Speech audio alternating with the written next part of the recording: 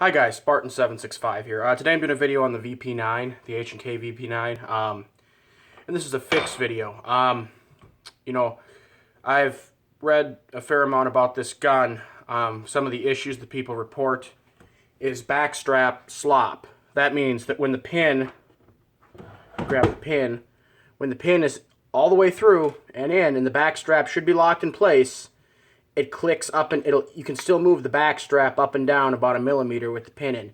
And honestly, that's very irritating and something that you would think H&K would not have done. I don't know why, but it seems like pretty much every H&K VP9 that I've handled has that issue.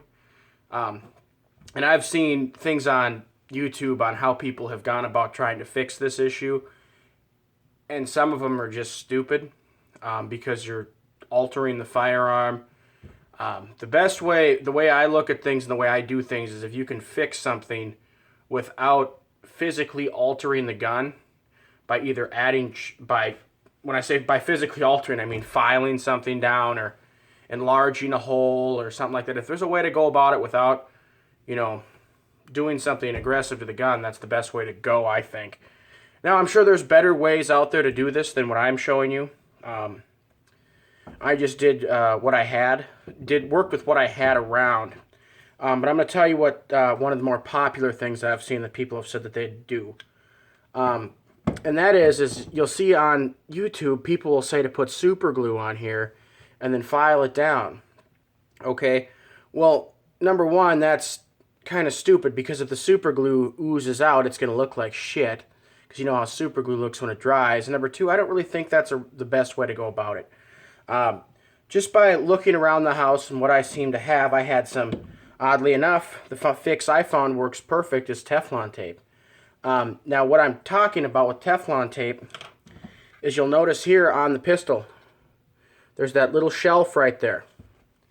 You'll also notice here on the back strap, sorry for the bad camera angle, but there's also that shelf there where it sits. That's a bigger surface area. You're not putting any outbound stress on the gun doing that. You're not enlarging the hole.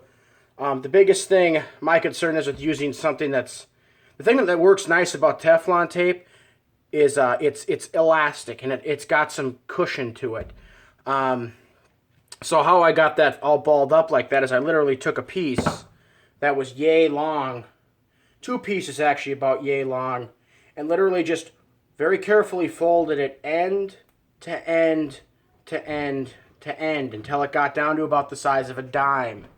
Then I folded it again and then folded it once the other way, so it was a little tiny square of Teflon tape, but it has some cushion and elasticity, so you're not going to be putting a lot of stress. Because if you look at this hole, this pinhole right here, that is just plastic and it's not very thick. So if you use something like a metal shim or cardboard or something that doesn't have any type of cushion to it, and you really just force that thing on there to make it as tight as possible and then pound that pin through, there's a good chance that that connection point right there is going to fail. Teflon tape, after I put this together and realized, yes, you do have to push the grip down, but I can push it down just past the point where it reaches center, where it actually goes up a little bit, but then it bounces back down after I release about 50 or, I don't know, 20, 30 pounds of force, it comes back down. So there is going to be some cushion with the Teflon tape method that's going to aid in not having these tabs break at the end, which would suck. But yeah, when I did this, you'll notice there's one piece in here and one in the grip. I actually just stacked them both right in there, and just seems to work pretty good. Just take the piece, slide it on.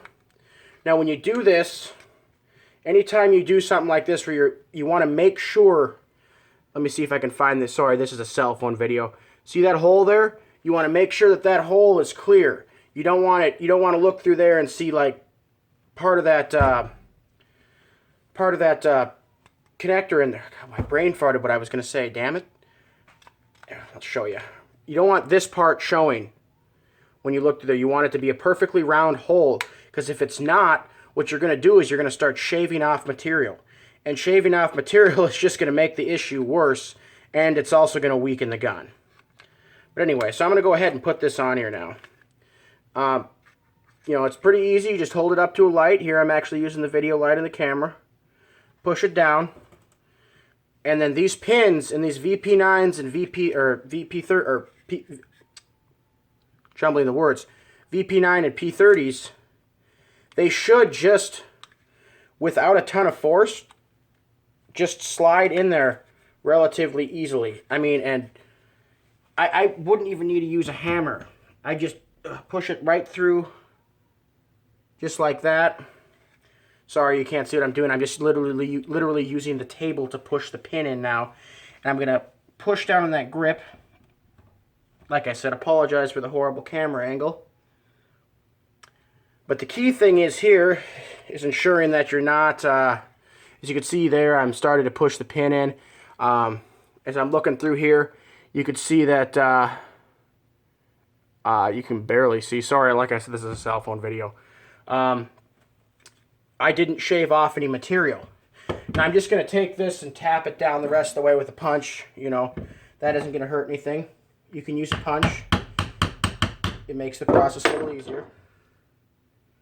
But as you can see right there, kind of poorly because of the camera, there was no material shaved out when I did this. Now, if you do this and you see little plastic shrivels come out, you fucked it up and you just did more damage to your gun than you were trying to fix. You know, you did more damage than you needed to by either not thinking about it or doing it incorrectly. And now as you'll notice, there is a very slight, about, I'd say a half a millimeter, not even half a millimeter gap right there. That's something I'm willing to live with. As long as the grip doesn't move up and down, that's fine. Like I said, I think my Teflon method works better than the super glue method. And like I said, there are other methods out there that may work better than mine. This is just working with what I had at the house at the time. And I was thinking, hey, I needed something that'll have some cushion, some elasticity, something that's not going to be just solid. Because I was worried about that pinhole breaking out. And the Teflon tape, shit, I'm surprised. First time try, it seemed to work well. But anyway, that's how you do that. Sorry for the bad video quality. Again, cell phone video, what can I do? Too cheap to buy a new camera. Any comments, questions, feel free to send me a message. Spartan765 out.